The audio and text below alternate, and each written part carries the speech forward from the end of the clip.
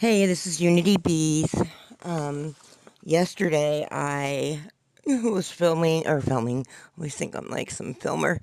I was like recording the podcast because I'm doing my commitment, and I'm proud of myself because whatever happened, I guess maybe the headphones that I was wearing was muffled, and then when I really focus on light and really in all beings and things, and when you're tapping into frequencies and you're bending darkness and bending light into darkness and all these things, you'll get things that really either, and I don't get mad at this anymore because I understand that they don't understand, but they'll try to block anything that you do. But see, God, what greater is He in me than he that's in this world.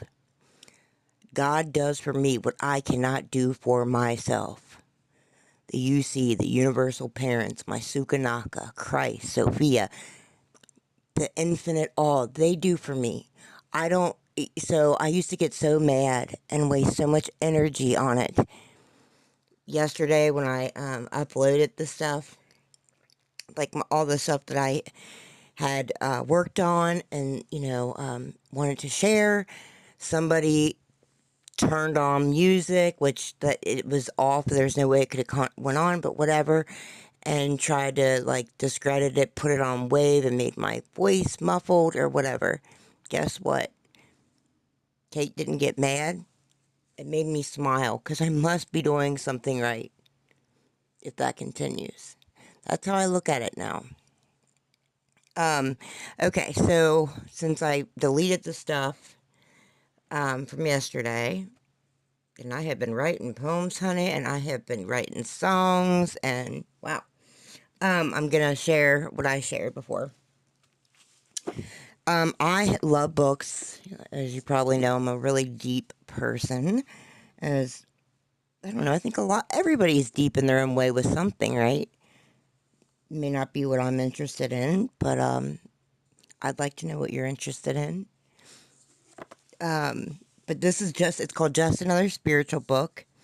In like 2002, maybe, I don't know. I was in the hole in prison, and I was young. Obviously, I was like 22 or something. And my friend Tia Davis, she was in the hole. She was a juvenile. And then, like, they would put you in the hole for years. It was crazy.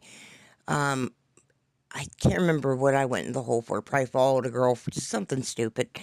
Who knows? And I was in there for some time, and I said, is there any books? You got any books up there? Because we could have spiritual books. And they would have a book cart come, and the book cart wasn't really anything. And she was like, yeah, you got to write this Human Kindness Foundation place. I'm like, what? She was like, you'll love it. Because she's real deep too. I wish I could find her because I know she's out. Because, oh, her story is amazing and she makes me laugh. She's a good person. So anyway, she hit me to Human Kindness Foundation. It was started by Bo Lozoff. Bo and Sita. Sita is still alive, and Sita is still running a Human Kindness Foundation. It's a prison ashram project. It's in North Carolina, and the cool thing about it is that they send anyone who is incarcerated and rehab and in any institution. And the key is, if you go home, you still get free books. So it's anybody that's ever been locked up. And they send you newsletters. You write them. They'll have you could have a pen pal, which is so awesome because, like I said before, one of the worst things ever is for weeks straight, and this has happened to me, where you wait for mail call and it's not your name, it's usually your number, inmate, whatever, and then they'll say your last name sometimes, but when your name's not called, it's like, because it's like home when you hear some. So anything helps, and I know that's why I still write people incarcerated still and bring hope. So anyway, he actually died in 2012, November 29th, I believe, 2012, on a motorcycle. And the cool thing about him is they fight for men and women who are incarcerated. And they have newsletters. And when you write letters, they also share your letters and put them in books. And, so we get to like kind of tap into other institutions or any kind of things that are being done in there that aren't right, so it was cool because it's like the inmates had a voice and still do, but I know CETA's really busy and I know it's gotten huge now. But if you want to write them, you can also purchase the books, and I would suggest it because these books are life changing. It taught me literally when I was in the hole. I played like a 18 par golf in my head. I learned how to be free, even incarcerated. I was more free in prison than I was on the streets before.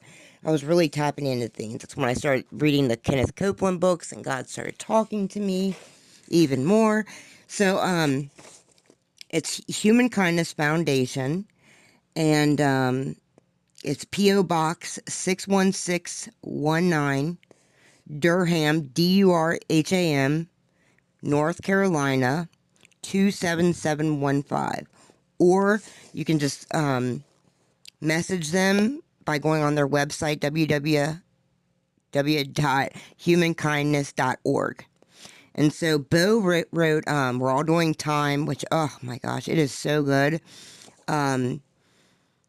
What else? Oh, Lineage and Other Stories. That's another gem. Deep and Simple, A Spiritual Path for Modern Times. It's a Meaningful Life. A wonderful life of a fly who couldn't fly. So they had like children's books. They even like I wrote her because I wanted. She's got a. Kathy's not there anymore, but I think her name's Erica. She's there, and I want her to come on the podcast and really discuss what they do, because they provide a lot of resources for men and women who have came home or are still incarcerated. They really helped give Jarvis Masters, who is doing life and is on death row for something he didn't do. He I guess he went to jail. He was like only sentenced a couple years for robbery or something, and he was making shanks. He didn't have any money or anything like that, which he admits it. He sold a shank to somebody, okay? He made one. And that somebody killed a CO. He had nothing to do with it. The guy even said he didn't. And guess what? And I'm not saying it's because of the color of his skin. The guy that killed the CO, he's home. But they gave Jarvis Masters the death sentence. And he didn't do it. I mean, he regrets it. Anyway, Oprah has read his books. I've read Finding Freedom, Writings from Death Row. He is like a guru. He's a very, very spiritual man who has not given up, who still can smile, and they're fighting for him. And so if you hear this, say a prayer, write him a letter. I think you can even it's like emailing now, so it's really simple. But yeah, just if you or support him, buy his books. I was going to say I don't know what it's called, but he wrote an acclaimed book that was a part of Oprah's book month, the Book of the Month club. So hopefully, I wish Donald Trump could get him out, because it's just crazy. But anyway, they sent me an Eckhart Tolle book about the New Earth, and then another book. It was Carl Jung. I don't know, but I was like, whoa, these are fancy. Okay. So, and some of them, she said that they don't have or they're not in print. So you might want to hurry and get them, because I'm telling you, this is called Just Another Spiritual Book. And now that I ranted for freaking 9 minutes. All right. The reason I wanted to share this one section, and I'll probably read from this a lot, actually, is because this is, I believe, was channeled by God. Okay, if it resonates with you, if it does, it doesn't. If it does, it does. If it doesn't, it doesn't. So this says, so mind you, this book, Just Another Spiritual Book, was written in 1989, or copyrighted 1989. And there's also, I know I'm squirreling, but there's paintings and artwork from inmates. I mean, you can just see how talented they are. A bunch of letters, really deep stuff about their cases, about God. Just reminded me of footsteps. Anyway, an impatient letter to all of us from God. And it says from HKF Newsletter, Christmas 1989. Watch out. I think we're really starting to get on his nerves. Though. Now, this is written like an email. What's crazy is, and Bo is a mystic. I mean, he's just a mystic. It's written like it's an email, and this is 1989. I don't think they had emails back then, but so the date is eternity. It's from God to my children on earth. I just thought this was really suitable for what's going on and in our world, in the universe. And then it says R.E., idiotic subject, idiotic religious rivalries. It's just about on time, isn't it? My dear children, and then parentheses, and believe me, that's all of you, end quote. I consider myself a pretty patient guy. I mean, look, at the Grand Canyon, it took millions of years to get it right, and how about evolution? Boy, nothing is slower than designing that whole Darwinian thing to take place, cell by cell and gene by gene. I've even been patient through your fashions, your civilizations, your wars, your schemes, and the countless ways you take me for granted, till you get yourselves into big trouble again and again. But on this occasion, of my son's birthday, Christmas, I want to let you know about some things that are starting to tick me off. First of all, your religious rivalries are driving me up a wall. Enough already. Let's get one thing straight. These are your religions, not mine. I'm the whole enchilada. I'm beyond them all. Every one of your religions claims there's only one of me, which, by the way, is absolutely true. But in the very next breath, each religion claims it's my favorite one.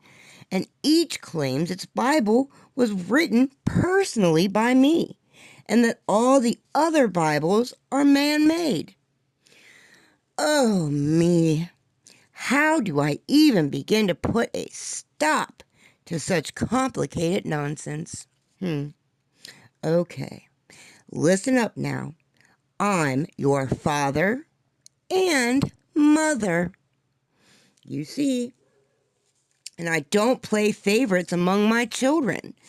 Also, I hate to break it to you, but I don't write. My longhand is awful, and I've always been more of a doer anyway. So all your books, including the Bibles, were written by men and women. They were inspired, remarkable people, but they also made mistakes here and there, and I made sure of that, so that you would never trust a written word more than your own living heart. You see, one human being to me, one, even a bum on the street, is worth more than all the holy books in the world. That's just the kind of guy I am. My spirit is not an historical thing. It's alive right now, right here, as fresh as your next breath. Holy books and religious rites are sacred and powerful, but not more so than the least of you. They were only meant to steer you in the right direction, not keep you arguing with each other, and certainly not to keep you from trusting your own personal connection with me. Which brings me to my next point about your nonsense. You act like I need you and your religions to stick up for me or win souls for my sake. Please, don't do me any favors. I can stand quite well on my own, thank you. I don't need you to defend me, and I don't need constant credit. I just want you to be good to each other. And another thing, I don't get all worked up over money or politics, so stop dragging my name into your dramas. For example, I swear to me that I've never threatened Oral Roberts.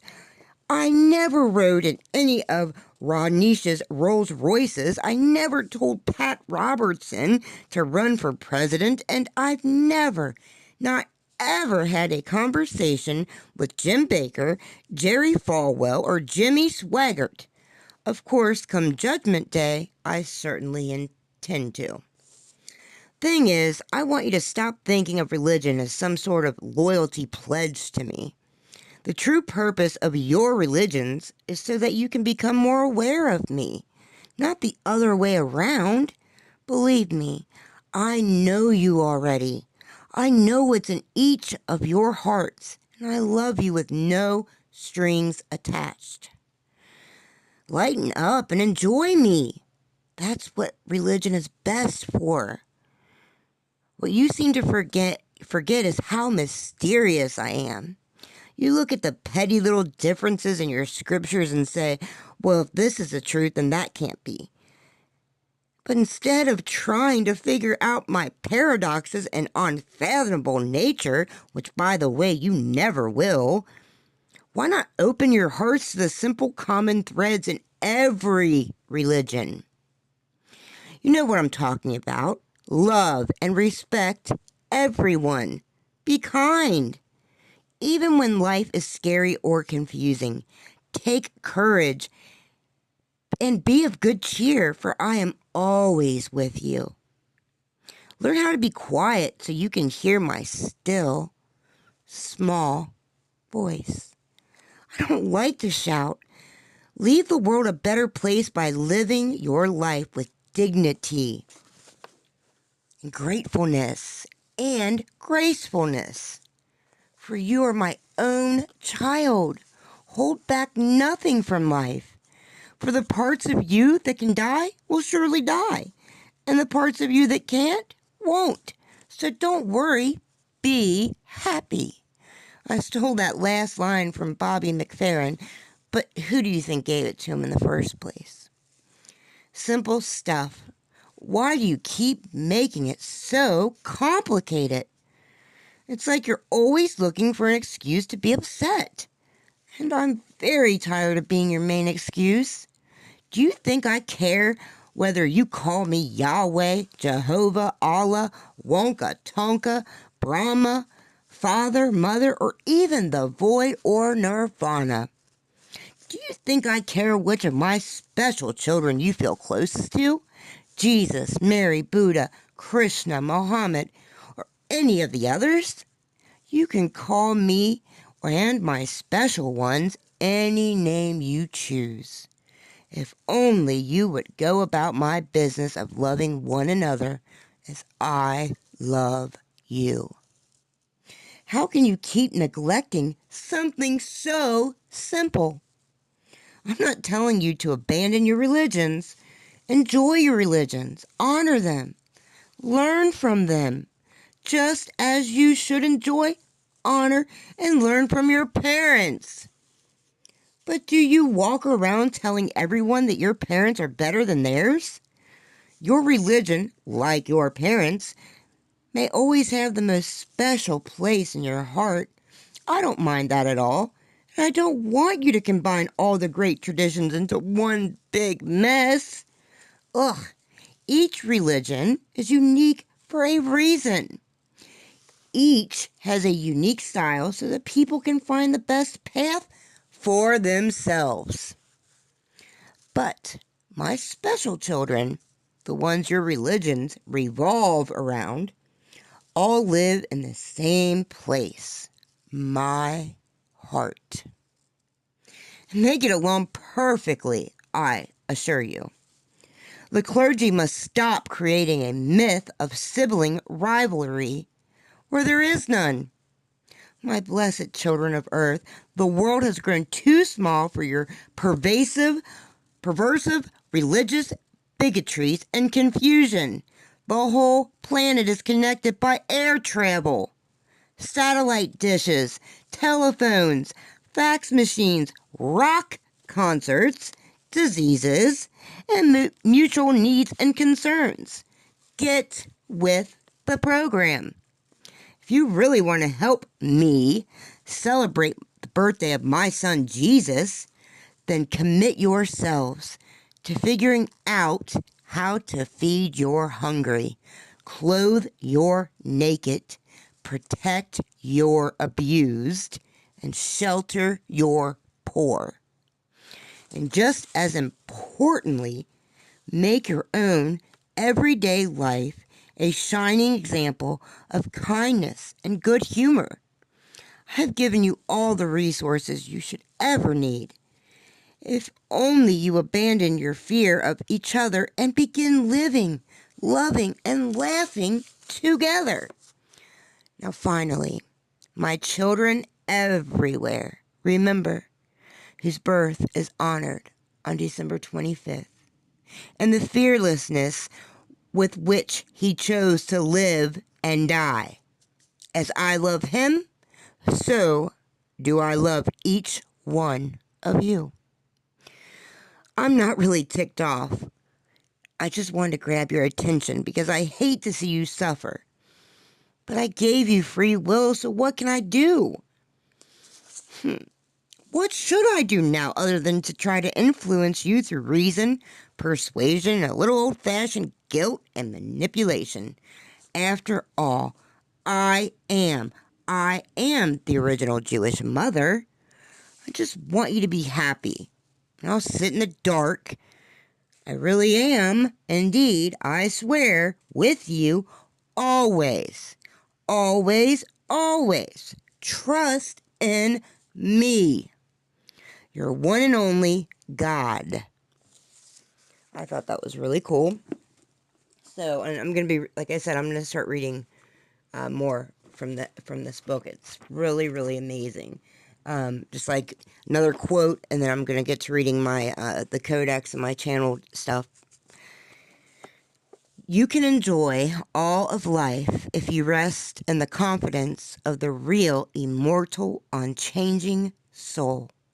You can realize that all life, even disease, death, heartbreak, prison, everything we call negative and positive, all of it is this wondrous, mystical illusion that arises and dissolves in every moment.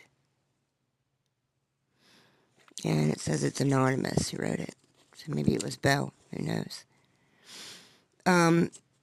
So I'm going to end here because I think it's like I have it timed for an hour because I'm not tech savvy and I don't know how to make it go quicker, and I want to make sure that I get the full hour in when I read the codex and my channeling and journals and stuff. So I love you guys. Remember, be of good cheer and loosen up. We're here to love and to learn, to unite the universe, unite each other. Kindness is one of the natural laws of the universe. Isn't that awesome? If not you, who? If not now, when? That's by Hilo, I think. Go all over the world, correlating happiness and unhappiness with kindness and unkindness. The results will be overwhelming across all nations. Happy people value kindness. Unkind people aren't happy. So be happy.